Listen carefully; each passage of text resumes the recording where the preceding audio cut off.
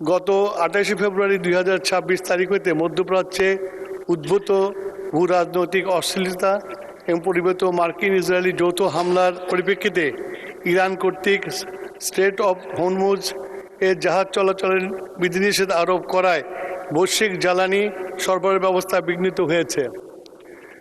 ফলে আন্তর্জাতিক বাজারে জ্বালানি তেলের মূল্য, প্রিমিয়াম ও ফ্রেট রেটের অস্বাভাবিক অস্থিরতা দেখা দিয়েছে। আন্তর্জাতিক নৌপথে জাহাজ চলাচলের নিরাপত্তা ঝুঁকি বৃদ্ধি পেয়েছে। এই পরিস্থিতিতে বৈশ্বিক জ্বালানি সরবরাহে অস্থিরতা পরিস্থিতির সৃষ্টি হয়েছে। এত সত্ত্বেও সরকার সম্ভাব্য সকল উৎস অন্বেষণ করে দেশে সব ধরনের তেলের স্বাভাবিক সরবরাহ অব্যাহত রেখেছে। শুধু তাই নয়, বর্তমানে আমাদের জ্বালানি তেলের পর্যাপ্ত মজুদ রয়েছে। উল্লেখযোগ্য তেলের বর্তমান মজুদ ও আমদানি পরিস্থিতি নিম্নে দেওয়া হলো।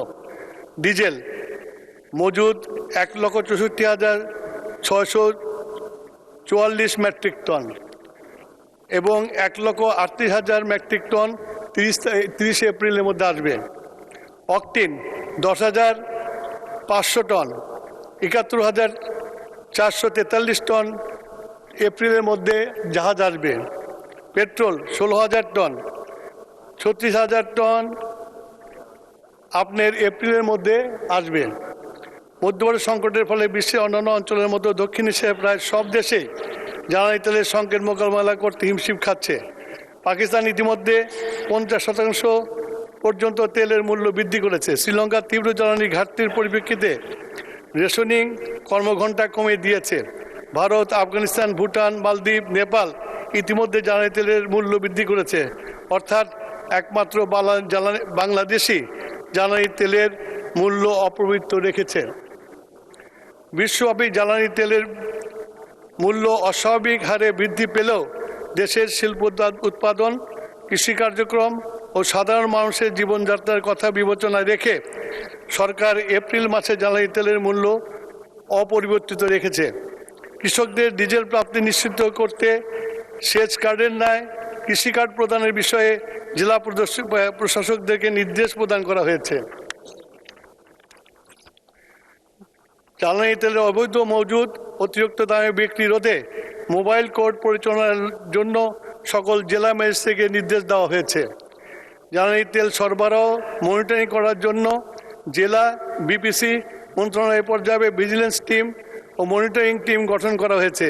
প্রতিদিন সকাল 9:30 থেকে জেলা প্রশাসক সমন্বয়ে জ্বালানি তেলের সার্বিক পরিস্থিতি নিয়ে জুম অ্যাপসের মাধ্যমে সভা করা হচ্ছে। জ্বালানি তেলের পাচার, অবৈধ মজুদ বন্ধের আইন বাহিনীকে নির্দেশনা প্রদান করা হয়েছে।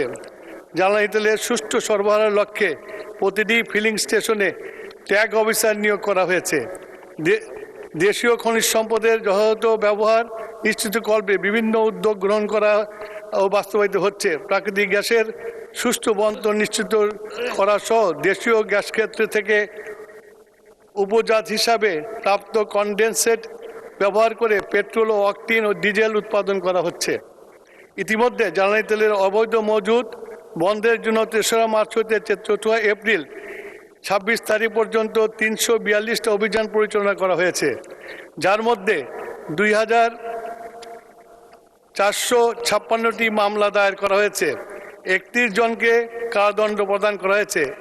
এই সকল অভিযানে মোট 1,25,39,000 টাকার অর্থদণ্ড আদায় করা হয়েছে এবং 40,48,456 লিটার জ্বালানি তেল উদ্ধার করা হয়েছে। তার মধ্যে diesel 3,33,157 litre, octane 36,405 litre, petrol 78,894 litre উদ্ধার করা হয়েছে।